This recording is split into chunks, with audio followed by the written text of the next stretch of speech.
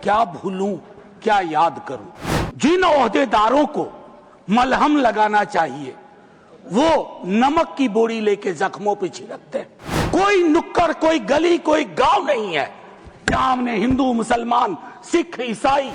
Sir, मैं कांग्रेस का नहीं हूं, लेकिन अपने को नेहरूवादी मानता हूं। अगर कोई ऐसी व्यवस्था हो कि ये पृथ्वी पे आएंगे ना तो एक मोर्चा बना लेंगे एक साथ मिलकर। लेकिन आज भी इतिहास को संदर्भ में देखता हूं। सदन का जिन किसी ने इस पर चर्चा की कोशिश, शुरुआत की, इस आइडिया को भी सलाम प्रणाम।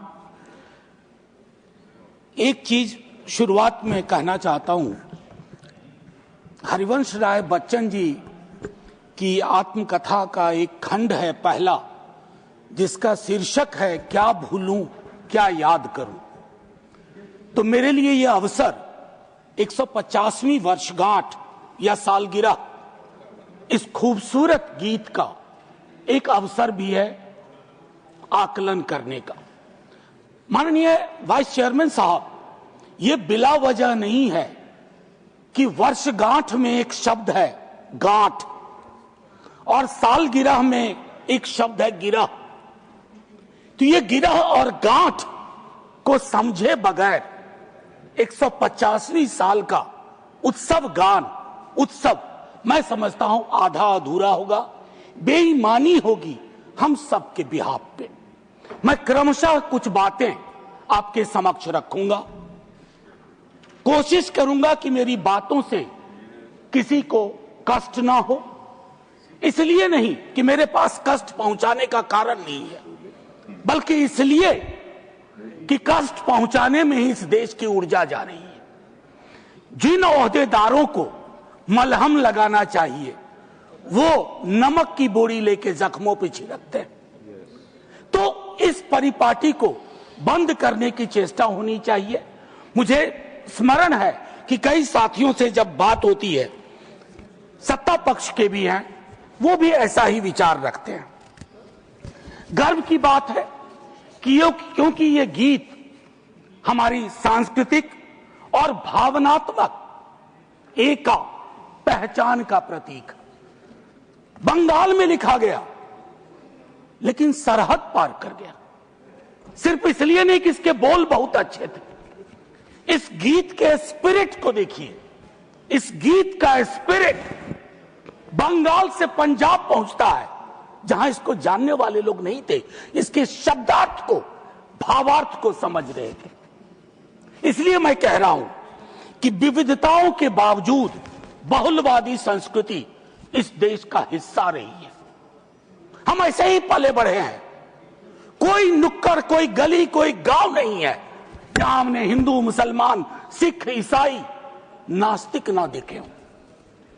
आजादी की लड़ाई में सबका योगदान, हिंदू, मुसलमान, सिख, ईसाई और नास्तिक भी। अपने जीवन के एक बड़े हिस्से में मैं भी नास्तिक, जब मैंने भगत सिंह को पढ़ा, मैं नास्तिक क्यों, तो मुझे गर्व होता था कि भगत सिंह वाली परंपरा। एक चीज मैं इससे पहले कि कहूं, एक महत्वपूर्ण चीज कहना चाहता हूं।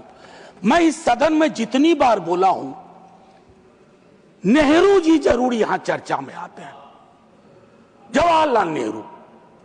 सर, मैं कांग्रेस का नहीं हूं, लेकिन अपने को नेहरूवादी मानता हूं, गांधीवादी मानता हूं, अंबेडकरवादी मानता हूं, और परस्पर विरोध नहीं है। इनका तब के वक्त में विरोध था, लेकिन मैं आज कह रहा हूं, अगर कोई ऐसी व्यवस्था हो कि ये पृथ्वी पे आएंगे ना तो एक मोर्चा बना लेंगे एक साथ मिलकर।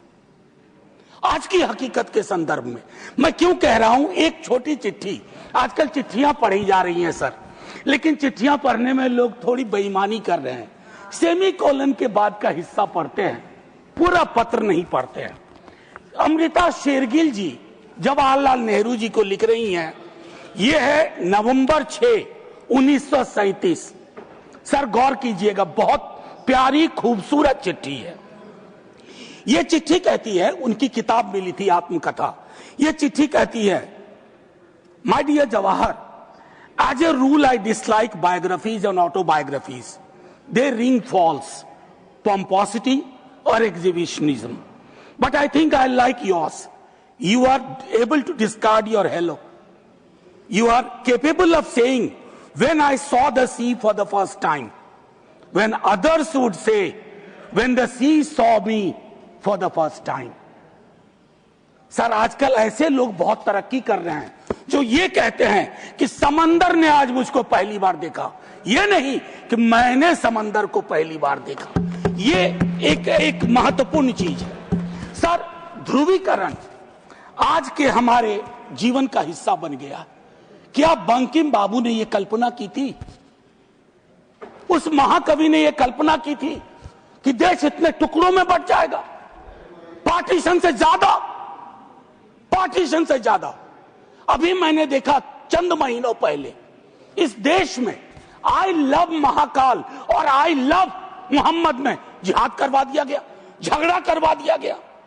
I can love every God simultaneously, yet I want to remain in peace, in prosperity, seeking justice and getting it. ये रवायत क्यों खत्म हो रही है? सर ये केन प्रकारेण चुनाव जीत जाए, मैं बधाई देता हूं।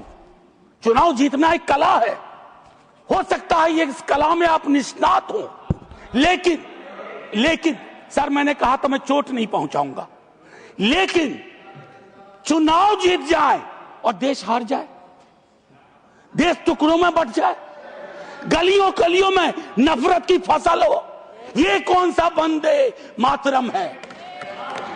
ये कौन सा वंदे मातरम है? मैं सिर्फ ये कहना चाहता हूं, चुनाव जीतने की कई पद्धतियां हैं, कुछ पब्लिक को पता है, कुछ अभी नहीं पता है, आने वाले दिनों में पता चल जाएगा, क्योंकि इस मुल्क में कोई सीक्रेट बहुत दिन छुपता नहीं है। लेकिन एक चीज जो सबके सामने उजागर है कि आप चुनाव के वक्त, चुनाव से पूर्व, चुनाव के दौरान आप किस प्रकार की जुबान बोल रहे हैं। सर मैं जानता हूं जब तमाम हमारे सीनियर साथी लोग, मंत्री लोग एक दिन तो पब्लिक लाइफ छोड़ के जाएंगे, मैं भी जाऊंगा छोड़ के सर, मैं भी छोड़ के जाऊंगा, लेकिन मूल्यांकन करूंगा मेरी बातों ने कितनों को चोट पहुंचाई है, कितने घर में दीवारें खड़ी कर दी, कितने गांव में तकसीम जैसे हालात कर दिए। मैं वंदे मातरम के माध्यम से कश्मीर पे बोलूंगा, शाम में मेरी ट्रोलिंग हो जाएगी, मैं नहीं बोलूं क्या? चुप हो जाऊं भय से, डर से? सर 1 मिनट का वक्त दीजिए, मैं ज्यादा वक्त, मेरे दूसरे स्पीकर हैं वो बोलेंगे, बस उसको 1 मिनट का वक्त दीजिए। मेरी बातें अधूरी रह गई हैं, लेकिन ऐसे अवसरों पर अक्सर होता है। सालगिरह जरूर मनाएं, गिरह का ध्यान रखें, वर्षगांठ जरूर मनाएं, गांठों का ध्यान रखें, और अगर वो न कर पाए तो इतना जरूर करें, इन महापुरुषों को, इनकी रचना को अपनी राजनीति का अवसर न बनाए, औजार न बनाए। और एक आखिरी टिप्पणी करूंगा, पहले भी कह चुका हूं सर, इस सदन में पक्ष विपक्ष दोनों तरफ महापुरुषों को याद करने वाले लोग हैं। सर 30 सेकंड और दे दीजिए, न जाने उस कुर्सी में क्या है जो बैठता है, जो बैठते हैं। सर बस 30 सेकंड दे दीजिए, मैं 30 सेकंड मांग रहा हूं। प्लीज मैं सिर्फ इतना कहना चाहता हूं, मैंने पहले भी कहा, प्रधानमंत्री जी को एक्चुअली बीजेपी के लोगों को नेहरू का धन्यवाद करना चाहिए। वो पॉलिटिकल लाइफ जैकेट की तरह इस्तेमाल किए जाते हैं। Nehru ji political life jacket. इसलिए कल सदन में एक नेता ने कहा, मैं आज यहां दोहराता हूं, एक दिन तय करिए और तय करिए कि मुकदमा हो। आप भी जिरह करिए, हम भी जिरह करें। मैं इतिहास का छात्र हूं, दिल्ली आया था एमए हिस्ट्री करने, धारा थोड़ी बदल गई, लेकिन आज भी इतिहास को संदर्भ में देखता हूं। 1937, 1905, 1915 की बातें पढ़ूंगा तो पूरा पैराग्राफ पढ़ूंगा, सेमीकोलन के बाद नहीं पढ़ूंगा। और मेरा इतिहास बोध 14 से पहले का है, 14 के बाद का नहीं है। जय हिंद, वंदे वंदे।